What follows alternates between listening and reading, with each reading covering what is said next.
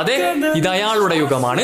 മാനം മുട്ടി നിൽക്കുന്ന ആകാശഗോപുരങ്ങൾക്ക് പിന്നിൽ നിങ്ങൾ അയാളെ പൂഴ്ത്തി വെച്ചാലും, നിഗൂഢമായ അറകൾക്കുള്ളിൽ നിർജീവമാക്കി നിങ്ങൾ അയാളെ തുറങ്കിലടച്ചാലും, 7 ഭൂമിയും തുറന്ന് നിങ്ങൾ അയാളെ മണ്ണിനടിയിൽ മറച്ചു വെച്ചാലും, 7-ാം നാൾ അയാൾ ഉയർത്തേ നിൽക്കും.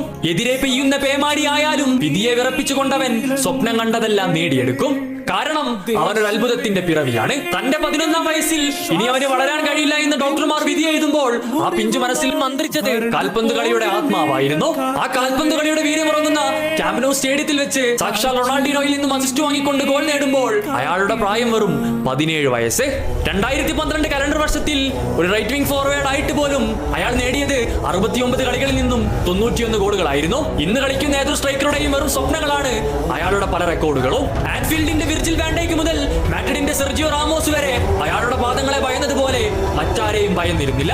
15 ചാമ്പ്യൻസ് ലീഗ് കിരീടവുമായി ഫുട്ബോൾ ലോകം മടക്കി ഭരിക്കുന്ന റയൽ മാഡ്രിഡ്